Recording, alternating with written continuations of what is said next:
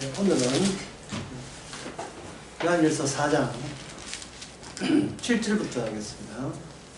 사랑하는 자들아 우리가 서로 사랑하자. 사랑은 하나님께 속한 것이니 사랑하는 자마다 하나님께 나서 하나님을 알고 사랑하지 않는 자는 하나님을 알지 못하는 이는 하나님의 사랑이십니다. 여기서 철저하게 폐쇄적입니다. 왜 그러냐 하면 사랑은 하나님께 속했잖아요. 우리한테 속하지 않았다는 거.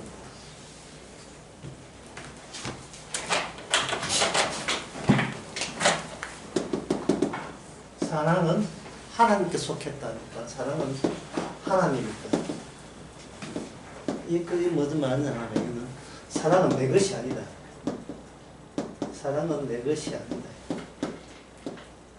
사랑은 나의 것이 아니다. 이 말은 우리 안에는 사랑이 있다 없다. 우리 안에는 인간 안에는 사랑이 없습니다.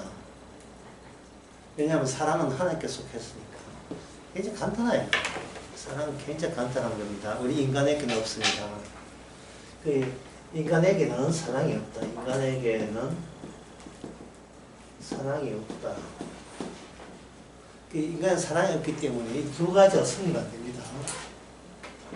인간이 하나님 사랑하기. 네, 이거 성립 안 되죠. 인간에게는 사랑이 없으니까 인간이 하나님을 사랑하는 것도 성립이 안 됩니다. 그 다음에 인간이 인간 사랑하기. 이것도 역시 안 됩니다. 인간에게는 사랑이 있기 때문에 인간이 인간을 사랑한다는 것은 성립되지 않습니다. 그럼 뭐 하나 더 붙이면 되죠. 인간이 개 사랑하기. 안 되죠. 네, 안 됩니다. 인간에게는 사랑이 있기 때문에. 인간에게 사랑이 없다는 말은 이 특징이 있죠. 사랑이 없다는 말이 인간이 인간을 상대한다든지 인간은 하나님을 상대하든지 사랑 없음이 드러나는 거예요. 사랑 없음이. 인간이 자기 말고 다른 쪽에는 사랑이 없는 겁니다. 하나님을 사랑하고 이웃을 내놓은같이 사랑할 때 성립되지 않는 이유가 인간에게는 사랑이 없기 때문에 하나님을 사랑하고 이웃을 내놓은같이 사랑하는 것이 성립이 되지 않습니다. 부자 청년이 예수님께 왔지요. 왔는데 영생으로 들어왔습니다. 자기 딴에 중요한 문제를 봤어요.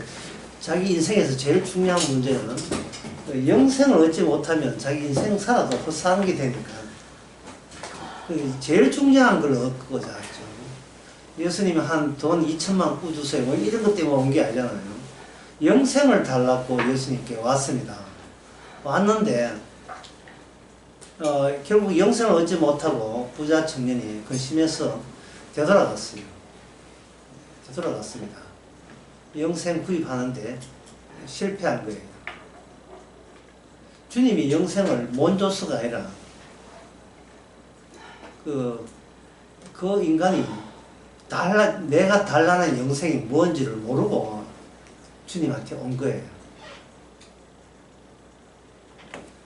그 이유가 어디 있느냐 하면 예수님이 생명이 되는 경우는 어떤 경우냐 하면 빨간 걸로 하겠어요. 예수님은 생명 맞습니다. 예, 영생 맞아요. 예. 예수님이 영생되는 경우 어떤 경우냐면 딱 한 가지 경우밖에 없습니다. 예수님께서 희생되는 것, 희생되시는 것. 여기에서만 생명이 나와요. 예수님의 존재가 있다고 생명이 나온 게 아닙니다. 예수님을 붙들고 있다고 생명이 나온 것이 아니고 예수님이 희생제물이 되실 때에 그때 생명이 나오는 겁니다. 누구든지 내 말과 내 피와 내 살을 먹으면 영생을 얻으려고 했잖아요. 내 피가 내 살이 어디서 나오는 겁니까? 예수님은 그냥 먹어라 해서 주는 게 아니거든요. 예수님이 희생이 된다는 것은 예수님이 살아있는 예수님이 뭐가 된다는 거예요? 살아 계신 예수님이 어떻게 되는 거예요? 죽은 게. 예수님이 죽을 때 뭐가 나온다? 생명이 나오는 겁니다. 예수님이 살아있을 때 생명이 안 나와요. 예수님이 죽었을 때 생명이 나오는 거예요. 그러면 그 부자 청년이 영생으로 예수님이 왔으면 그부터 이분이 살아있는지 죽어있는지부터 설명을 그걸 먼저 이해를 해야 될 건데 부자 청년은 예수님이 살아있다고 얘기했습니다. 그 이유가 본인이 살아있다고 얘기했기 때문에 예수님은 부자 청년에게 만약에 영생을 주려면 부자 청년이 본인이 죽어있고 이 죽어있는 인간에게 자기가 죽는다고 해서 자기가 영생을 얻을 수 없는 거예요. 살아있어도 영생을 얻지 못하고 그 다음에 더 중요한 것은 내가 살아도 영생을 얻지 못하고 죽어도 영생을 얻지 못해요. 그런데 예수님은 죽으면 영생을 얻어요. 차이점이 그 점에 있습니다. 나는 100번 죽어도 영생이 없어요. 육으로 난 것은 육이기 때문에 소용없어요. 영으로 오신 분이 돌아가셔야 영생이 주어지는 겁니다. 그러면 그 부자 청년은 이렇게 생각해야 돼요. 나는 살아있는 나는 영생 얻을 수 없다. 두 번째, 죽어도 나는 영생 얻을 수 없다. 그러면 영생은 예수님의 죽음에 의해서 영생이 생긴다면 나는 살아도 죽었고 죽어도 죽은 거니까 영생 죽어 안 죽어는 죽어서 영생을 줄 수 있는 예수님의 고유 권한인 겁니다. 주고 싶은 사람은 주고 줄 필요 없는 사람은 안 주는 겁니다. 이 사실을 부자 청년은 몰랐던 거예요. 달라 하면 줄 줄 알았어요. 달라 하면. 자기가 영생 얻을 자격이 없다는 사실을 모르고 마땅히 영생 얻을 자격이 있다고 생각하고 찾아간 겁니다. 퇴짜당하죠. 퇴짜당합니다.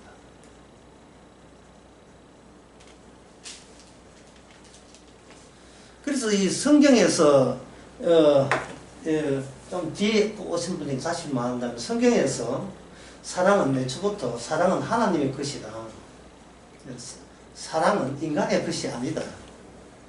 그래서 인간에게는 사랑이 없다. 인간은 하나님을 사랑할 수가 없다. 이게 사랑이 없기 때문에 인간은 이웃이나 다른 인간을 사랑할 수 없습니다. 예, 본인께 사랑이 없기 때문에 인간은 개를 사랑할 수 없습니다. 개를 키우지 사랑하지 않아요. 왜? 사랑이 없기 때문에.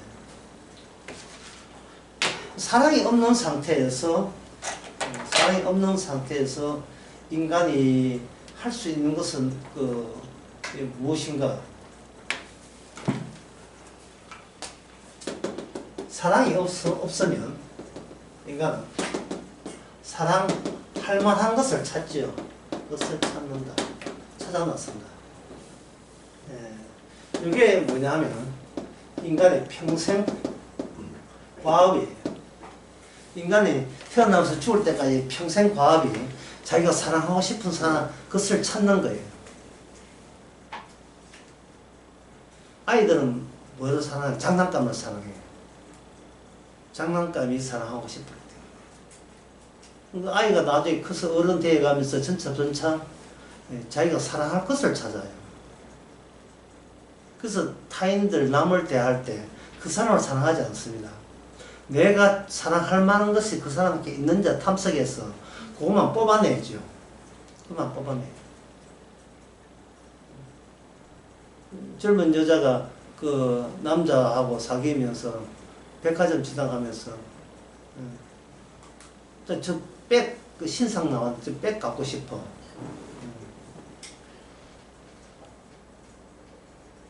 그러면 아이고 비싼데 500만 원 하는데 그럼 여자가 하지.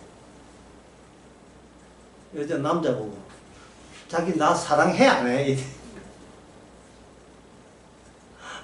그래서 남자가 고집 어떤 남자가 나 당신 옆에 있잖아. 사랑하는 당신 옆에 내가 남자가 있잖아.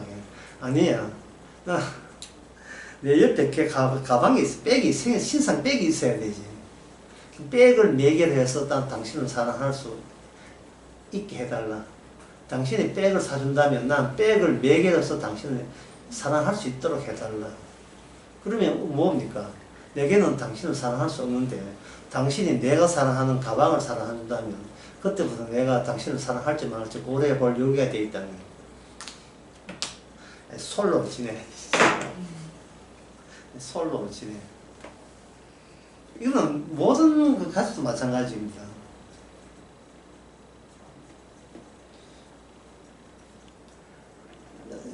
다 큰 그 아들이 아버지가 병들어 있으니까 하는 말이, 아버지 지금 내 클 때까지 아버지 해준 건 뭐가 있는데, 아버지 지금까지 아버지가 내 사업 자금을 대줬나, 결혼할 때 집을 하나 사줬나, 아버지 행기 뭐가 있다고 내가 병든 아버지를 내가 수발 들어야 되고 관심줘야 되니까 라고 할 때, 아버지한테는 내가 사랑할 만한 것이 충분히 제공되지 않았으니까 나는 당신을 사랑하지 않을 정당한 권리가 있습니다 하는 것이죠. 권리가 있습니다. 당신이 내한테 뭘 해줬다고 내가 당신을 수발 들어야 되는가. 이 말은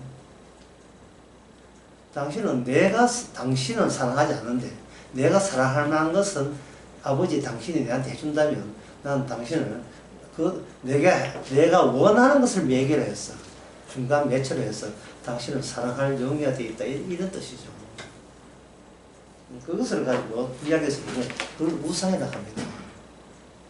우상이라는 것은 내 안에 들어있는 내 욕망의 가연체, 표현체가 우상이에요.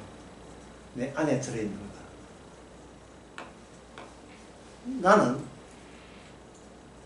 나는 나만을 사랑하거든요. 나는 나만을 사랑한다. 이게 무슨 뜻이냐면 이런 뜻이에요. 사랑이 의외로 어려운데요.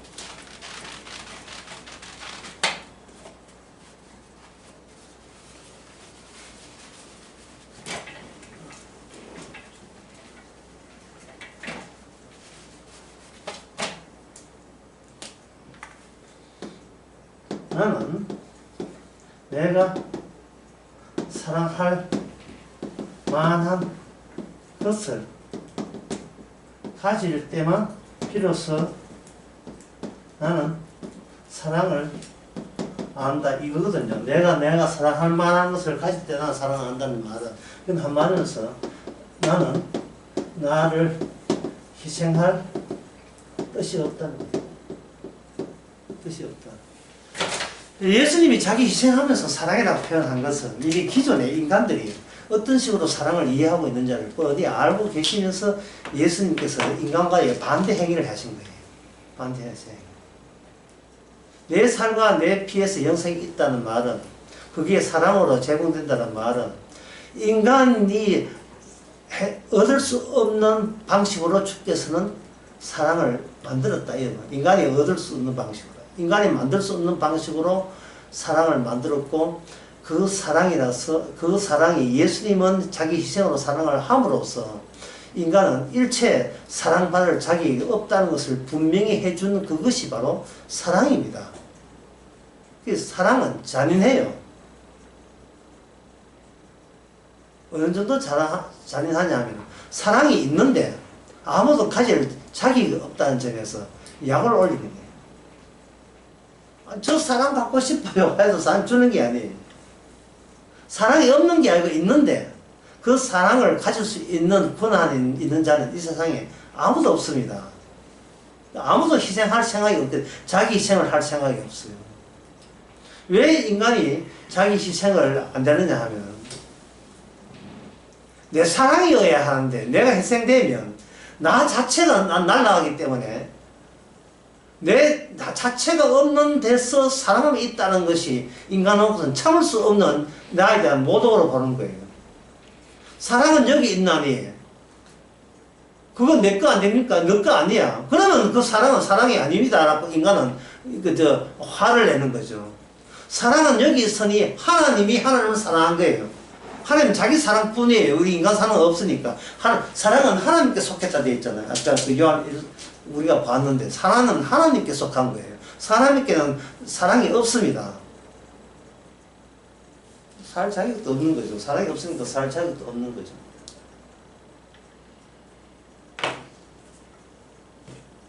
이 점을 분명히 하시고 난 뒤에 성경에서 나오는 이 사랑을 쭉 보게 되게 되면 인간의 사랑은 한계가 있다는 것을 밝혀집니다. 열왕기상 3장 3절에 보면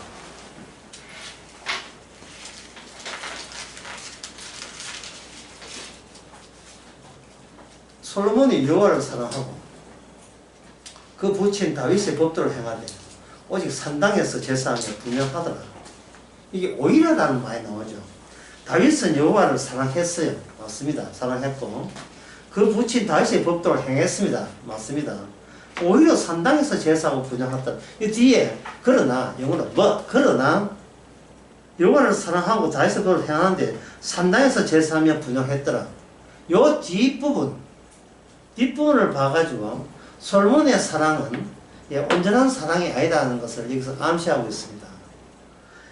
솔로몬의 여호와를 사랑하고 여호와의 법들을 행하여 우리도 산당에서 제사를 파괴시켰다.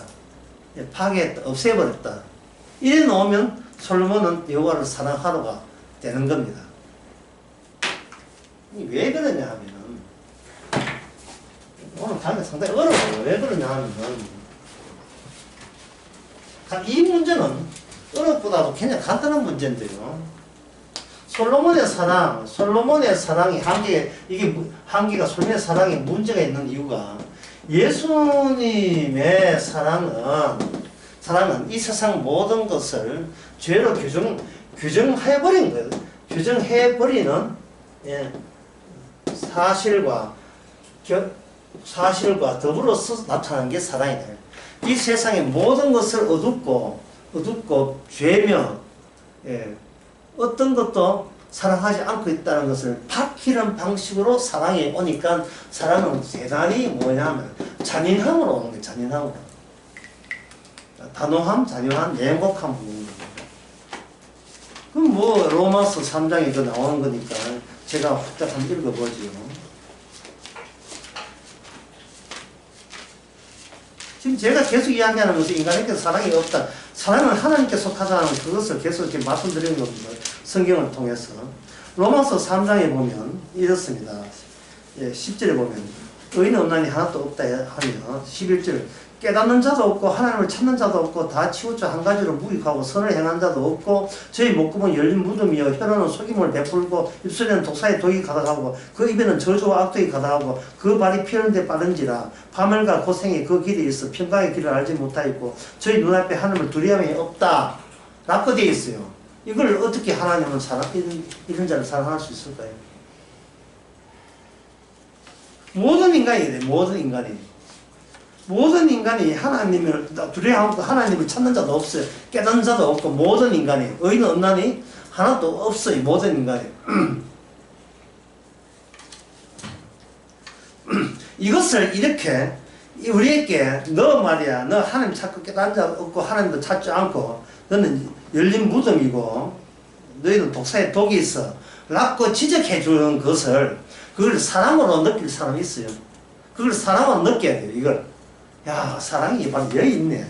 내가 모르는 나를 이렇게 제대로 지적해주니 이것보다 더 큰 사랑이 어디 있으리요. 이렇게 그걸 반갑고 기쁘고 즐겁게 받아들이면 되는 거예요. 이게 어려워요? 아 이게 어렵구나. 이게 어려워요. 이게 굉장히 어려워요.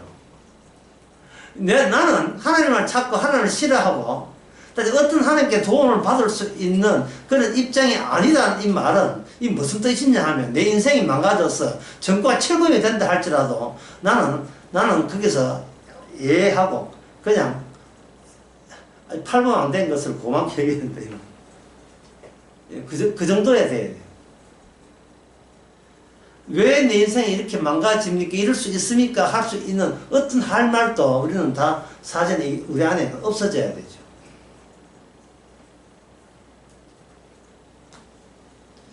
저는 우리 자신의 노골적인 모습을 제대로 알려주는 이게 바로 하나님의 우리에 대한 사랑입니다. 이렇게 노골적으로 우리가 주인 되어야 주님의 희생제물이라는 그 가치가 살아나는 거예요. 주님이 우리 대신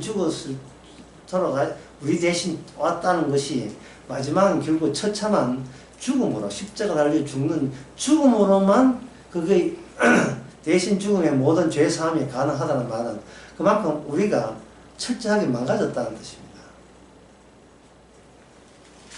우리에게 어떤 선이라는 것은 있을 수 없다는 거예요. 의라는 것도 있을 수 없다는 것을 십자가로서 분명히 보여주는 거죠.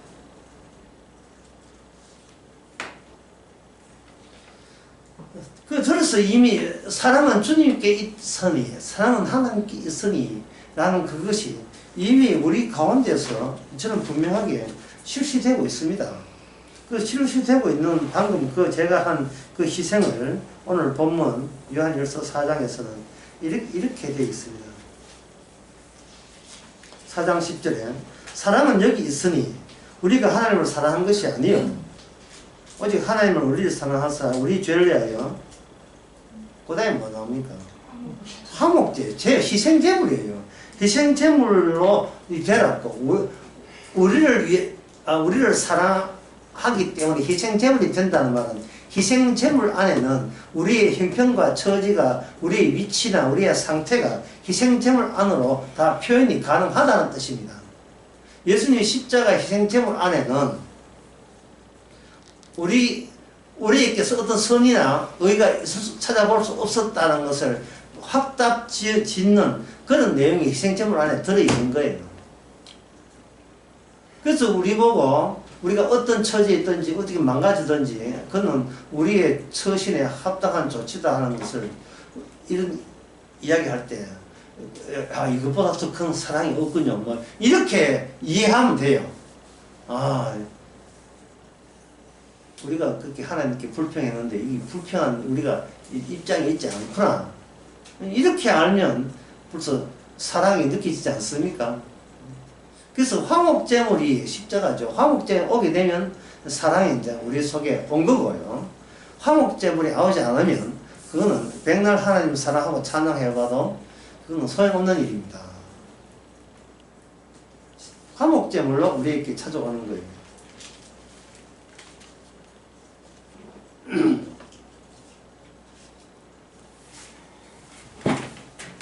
그렇다면 이 사랑이 우리에게 왔을 때 우리에게 사랑은 우리에게 찾아옴으로써 주께서 정작하시고자 하는 일은 무엇인가? 네 사랑한다, 천당 가자 이게 끝인가? 아니면 우리를 사랑함으로써 그 다음부터 추진하려는 하나님의 프로젝트가 뭐냐? 그건 이렇습니다. 사랑이 오게 되면 이 사랑이 오게 되면 사랑의 세계가 되겠죠. 사랑이 오면 사랑의 세계입니다. 사랑의 세계는 무엇을 동반하느냐 하면 반드시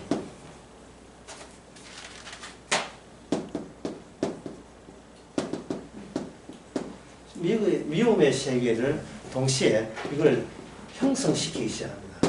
사랑이 형성되면 같이 미움의 세계도 형성되게 되었어요. 그래서 하나님은 사랑의 하나님이 아니고 하나님은 미움의 하나님이에요. 둘 다를 고려해야 돼요. 사랑과 미움을. 사랑과 더불어서 미움도 찾아온다는 것은 사랑받은 자에게만 알게 돼요. 사랑받지 않은 자에게는 그냥 사랑받지 않은 자에게만 하나님은 사랑의 하나님이에요. 미움이 없는 사랑의 하나님이에요. 사랑을 모르기 때문에 자기 사랑에 환장했을 때는 하나님의 사랑이 내한테 보탬이 된다고 생각하는데 그렇지 않습니다. 하나님의 사랑은 내한테 보탬이 되는 것이 아니고 하나님의 사랑은 하나님의 자기 사랑의 세계와 그리고 그 외에 미움의 세계를 형성하는 데 보탬이 되겠죠.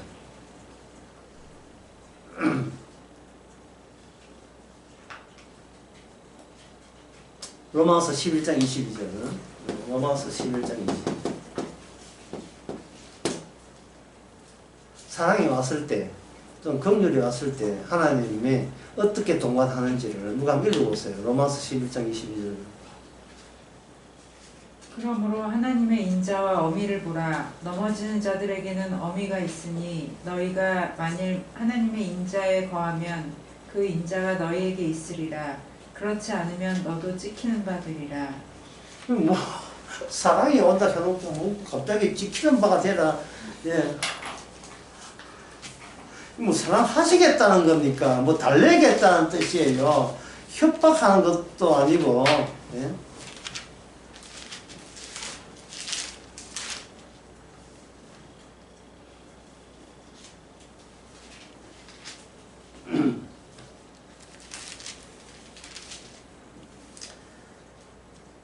그러면 다른 분이 한번 읽어보세요. 예, 로마서 11장 32절이요. 하나님이 모든 사람을 순종치 아니하는 가운데 가두어 주심은 모든 사람에게 긍휼을 베풀려 하심이로다. 이거 참 보세요. 여기서 모든 개인이 아니다는, 개인 차원이 아니다는 뜻이거든요. 집단, 집단 차원이에요. 집단. 사람도 집단, 미움도 집단인데, 32절에 모든 사람을 순종치 아니하는 가운데, 그 다음에 나오는 단어가 뭐죠? 순지 않은 가운데, 그 다음에 뭡니까? 가두리 의장이에요. 예. 가두어 두시면. 가두어 두시다는 말은 자신에서 순종적으로 나올 수 있는 위인이 이 세상에 단 한 명도 없다니.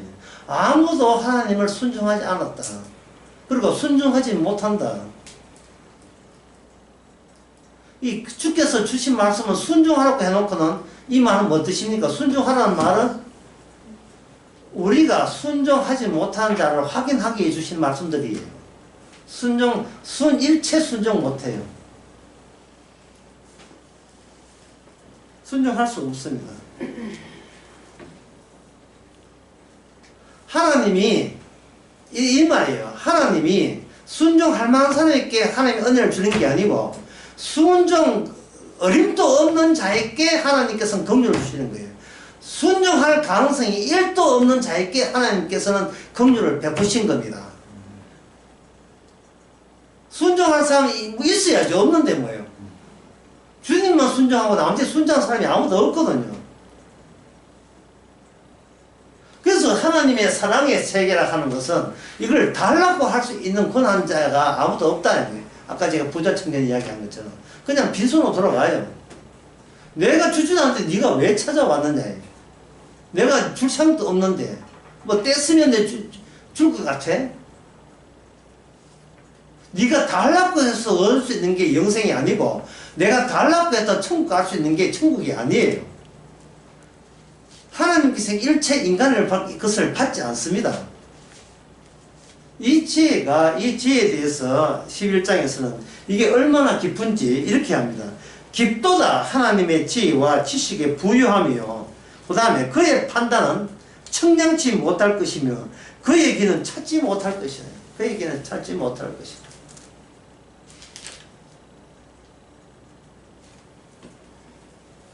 이게 얼마나 어려운지는 그냥 말로 설명 안 되고 하나 예를 들면 설명할 수가 있어요.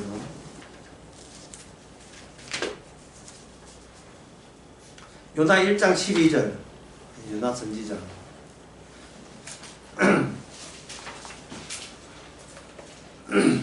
어떤 사람이 배를 타는데 두 종류의 배가 있다고 합시다.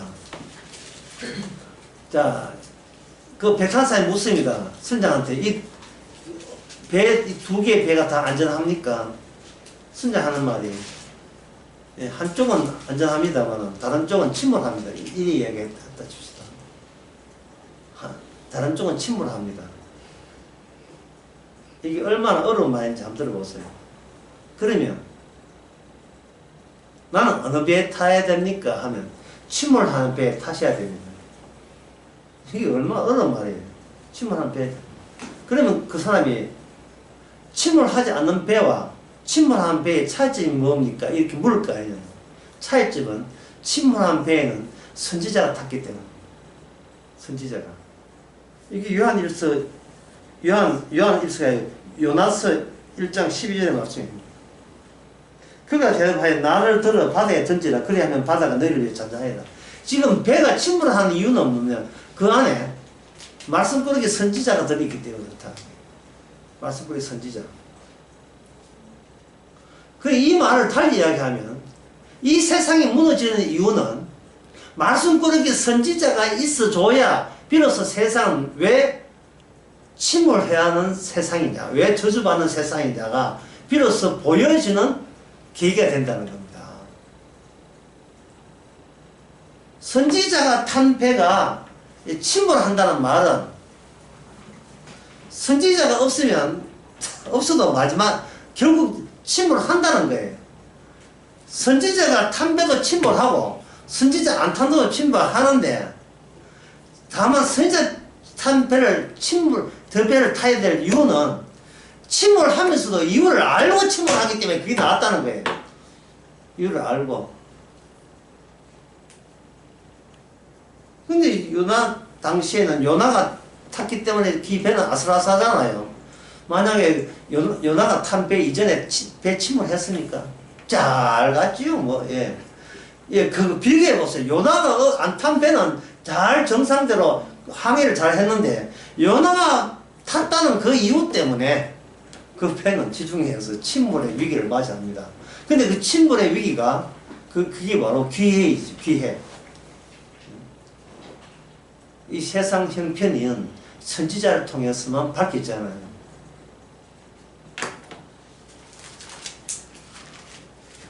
마태복음 11장 보겠습니다.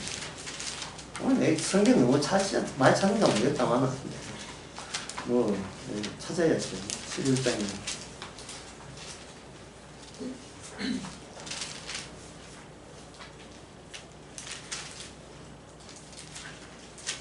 11장 8절에 보면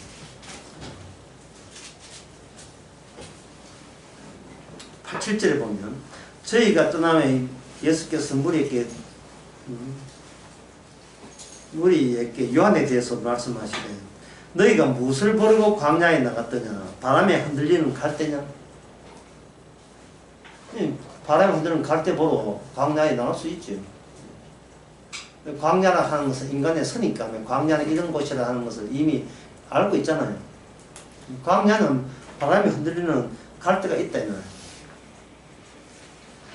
그러면 너희 갈대 보려고 세례 광야에 나갔더냐? 아니잖아. 오게 갇힌 요한이 오게 갇히기 전에 그 말씀을 전했거든요. 그러면 너희가 무엇을 버리고 나갔더냐? 부드러운 옷 입은 사람이냐? 부드러운 옷 입은 사람은 왕궁에 있다. 광야에 있지 않고 왕궁에 있다. 그러면 광야에 왜 나갔느냐? 선지자 보러 나간 거예요. 예수님께서 이 말씀 하시는 것은 내가 영생을 얻느냐 안 얻느냐 어떻게 행복하냐 내 인생이 잘 풀렸냐 자꾸 자기 그 생각하지 말고 먼저 찾아야 될 분을 찾아야 된다는 거예요. 내가 모르는 하나님과 통하고 있는 분을 찾으면 거기서 내가 과연 영생을 얻을 수 있는지 없는지 내가 불행을 할 수 있는지 행복할 사람인지는 선지자를 통해서 비로소 알 수가 있다는 겁니다. 선지자를 통해서. 근데 사람들을 찾느냐 하면 광야 갈 때 흔든 그리고 부드러운 옷 입은 자 그거는 왕궁을 찾는 거예요. 사람들은 내가 누구냐를 살 생각하지 않고 내가 무엇이 필요한 것만 찾는 거예요.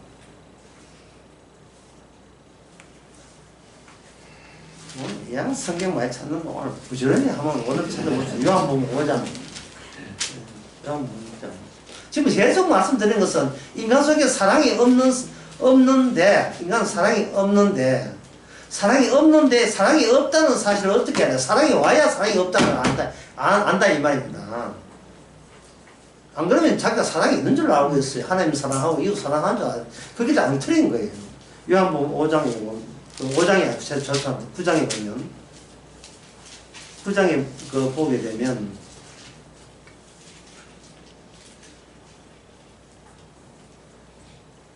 18절에서 보면 유대인들이 저희가 소경에 있다가 보게 된 것을 믿지 아니하고 그 부모를 불러가오되 이는 너희 말에 소경에 나타나는 게 너희 아들이냐? 그러면 지금은 어떻게 되어 있느냐? 어떻게 되어 보느냐? 어떻게 지금 보고 있느냐?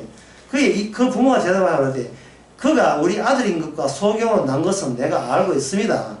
그러나 지금 어떻게 되어 보는지 또 누가 눈을 뜨게 했는지 우리는 알지 못합니다.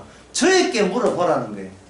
그게 솔직히 예수님은 소경 하나를 뭐로 만들었습니까? 선지자로 만드는 거예요. 선지자로.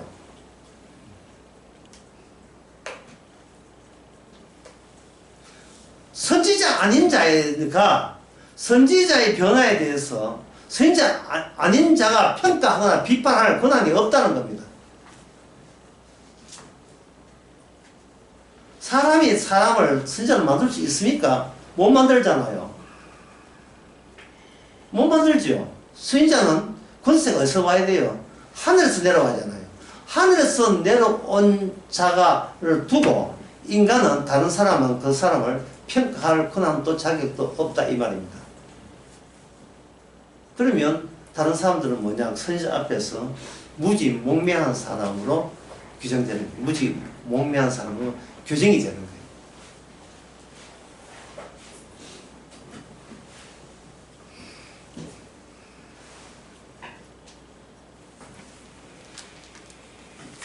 늦게 오신 분에서 처음부터 다시.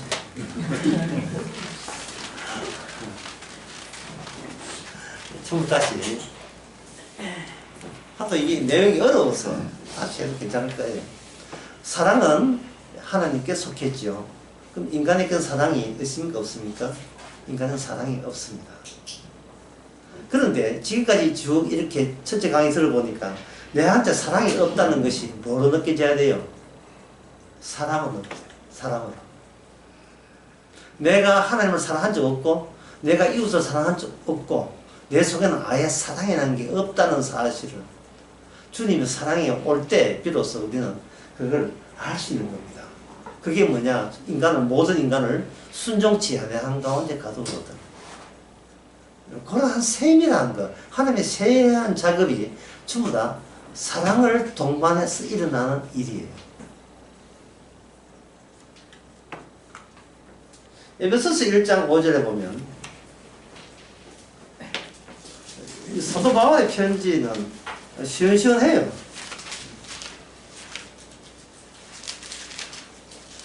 1장 5절. 1장 6절, 죄송합니다. 1장 6절. 이는 그가 사랑하는 자 안에서 우리에게 거저 주신 바 이래죠. 사랑은 거저 주는 거예요. 사랑은.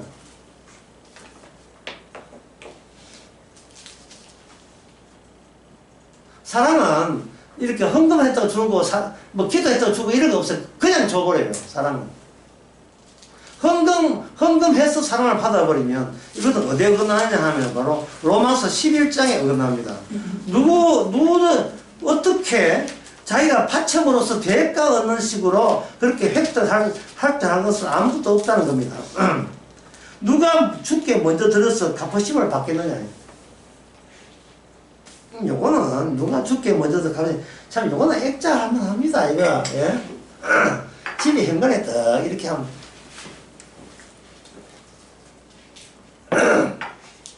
의실에 프린터 하나 뽑아가지고 액자 해가지고 누가 주께 먼저 들어서 갚으심을 받겠느냐 딱 하게 되면 그 집에 오는 모든 손님들이 평화가 있을지어다. 누가 한번 주께서 일방적으로 사랑을 줬는데 여기 무슨 사랑에 대해서 내가 이렇게 하니까 사랑이 왔다는 게 성립이 안 됩니다. 왜냐하면 모든 사람은 순전치 않아 하는 가운데 가두어져 있기 때문에 가두어져 있다는 갇혀있다. 갇혀있는 거예요. 호세아 2장 23절.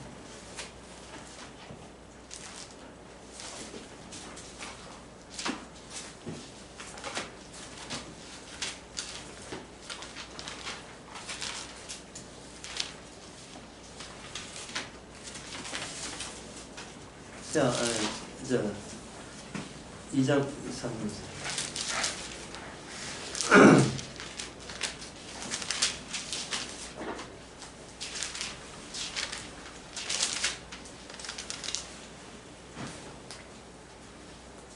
내가 나를 위하여 저를 이 땅에 심고 긍휼히 영을 받지 못한 자에게를 긍휼히 여기며 내 백성이 아니었던 자에게 향하여 이는 내 백성이라 한다.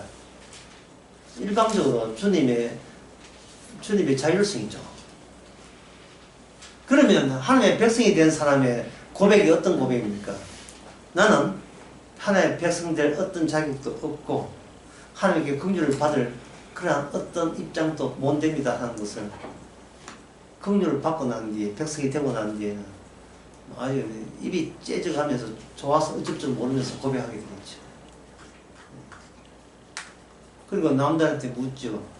남들이 그 사람 묻죠. 당신은 어떻게 사랑을 받았습니까? 너는 어떻게 해서 소경이 내 눈을 떴느냐? 몰라. 어떤 분이 와서 그렇게 했어. 어떤 분이 그렇게 했어. 그 사람이 그러면 너는 너희 아들은 그리스도를 믿나? 믿으면 우리 초기도 하는데 믿나? 이렇게 해야 하니까 이거는 믿고 자시고 해야 그분이 그렇게 일을 저질렀다니까 내가 고백하는 것은 믿어서 얻은 게 아니에요. 예수 믿어서 눈 뜨게 된 게 아니고 그냥 주님께서 일을 저질러 버렸어요. 눈 감았던 나를 눈 뜨게 했는데 눈 뜬 입장에서 수동적 입장이고 피동적 입장에서 내가 뭐 달리 난 눈 떴다 이 이야기는 할 수가 없지요. 예? 나는 예수님이 메시아인 줄 이제 알게 되었다.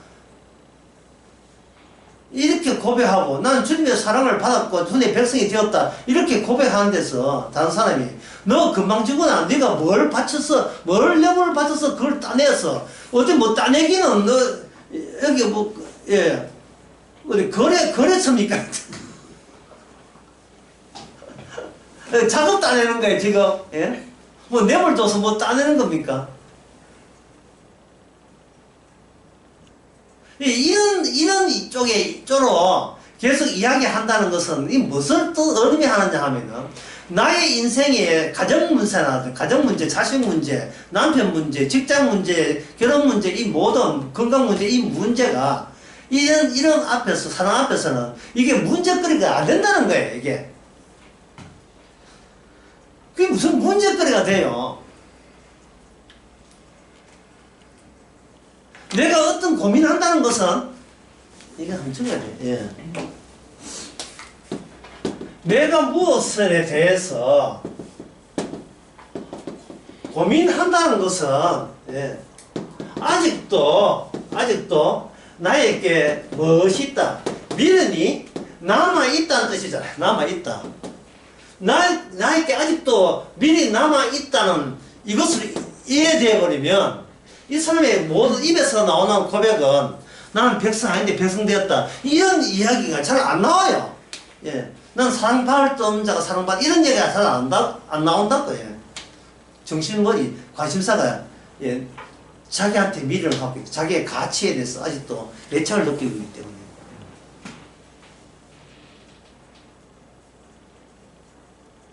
이 미래에 있는 사람의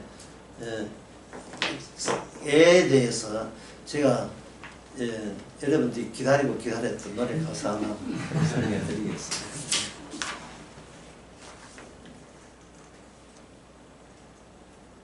내가 처음 너를 만났을 때 너는 작은 소녀였고 머리엔 제비꽃. 이게 조동진이 불렀던 제비꽃 하는 노래의 가사에 나옵니다. 내가 처음 너를 만났을 때 너는 작은 소녀였고 머리에는 제비꽃. 그래 이렇게 되면 어떻게 되느냐 하면 너를 처음 만나지 않았을 때와 만날 때에 시간이 둘로 나누어지는 겁니다. 아나민 골드를 먹을 날과 아나민 골드 안 먹을 날과 이렇게 나누어지듯이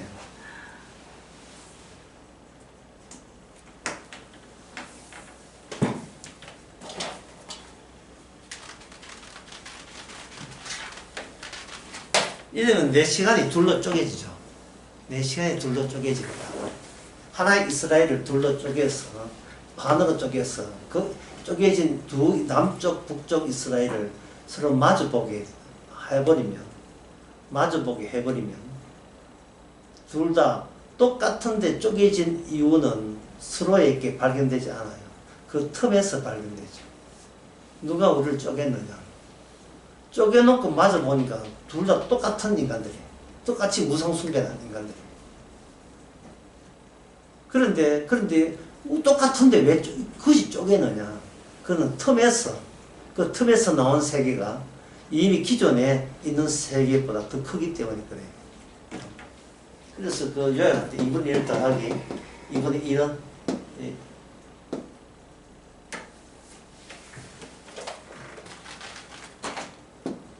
1보다 크다. 쪼개놓고 마주 하니까 쪼개기 전에 나타나지 않는 틈이 기존의 1보다 더 큰 거예요. 그게 뭐냐면 그게 온전한 이스라엘이에요. 온전한 이스라엘. 기존의 것은 이스라엘이 될 수 없죠. 이제 수요 설교 이야기입니다. 시간 대치습니다. 대치는 방법인데, 양자 물리학자들이 양밀저라는 그 방정식을 통해서 세상에 있는 것들을 다 합쳐도 세상에 중요한 뭔가 늘 모자라고 미지의 것이 남아있다. 그걸 과학적으로 논하는 방법이에요.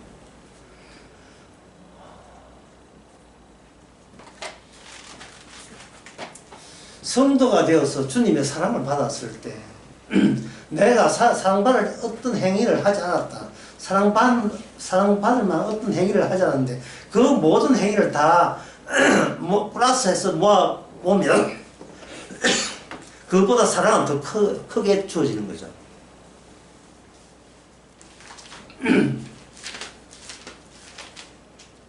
로마서 5장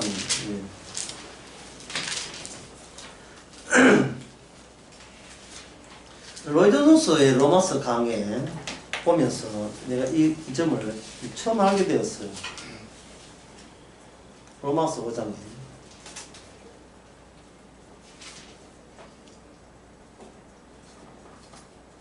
로마서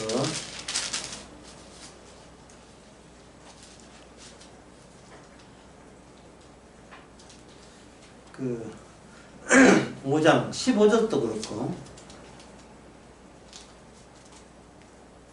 15절부터 보면 그러나 은사는 그 범죄와 같이 아니하니 한 사람의 범죄를 하여 많은 사람이 죽었은즉 하나님의 은혜 또한 한 사람의 예수 그리스도 은을 말미암아 선물이 많은 사람에게 그 다음에 뭡니까? 넘쳤다는 요 대목을 로이스 목사님은 아주 강조하고 있는데 그건 잘 강조한 거예요. 굳이 20절에 율법이 가입된 것은 범죄를 더하게 합니다. 그러나 죄가 더한 곳에 은혜가 더욱더 넘친다.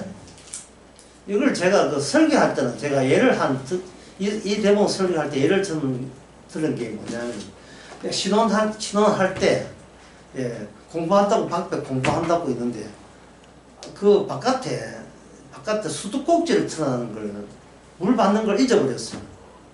그래가지고 나중에 보니까 뭐가 물소리 나고 보니까 물이 바켓을 흘러 넘쳤어요. 넘쳤는데 그때 해필 공부한 게 바로 로마서 5장 공부 요 대목이었어요. 타이밍 무주죠. 흘러 넘치는 거예요. 죄를 사하는 게 아니고 어디 있나 죄 어디 갔어? 죄를 찾을 수가 없어요. 물에 다 실서 내려가도 다 내려가는 것은 기본이고 거기다 보너스가 의가 넘치니까요. 의가 넘치니까. 범죄는 이만큼 했는데 의는 이만큼 주는 거예요. 하나님의 의는. 만약에 범죄한 것에만 죄짓음 되어버리면 이건 어느 시절로 돌아가냐 하면은 아담 하와가 죄 짓기 전에 의인 된 상태 아니고 죄 없던 상태로 돌아가게 되면 항상 또 죄를 지게 되면 죄 사함도 같이 날아가 버리는 거예요. 그래서 주님께서는 회개라는 것은 죄 지은 것에 대해서 죄 사함의 회개가 아니라 죄가 있는 곳에서 의가 있는 곳으로 이 모아지를 돌리는 게 회개예요. 다른 세계에 속해 있다는 사실을 또 새삼스럽게 느끼게 하는 겁니다. 네가 다른 세계에 속했다는 사실.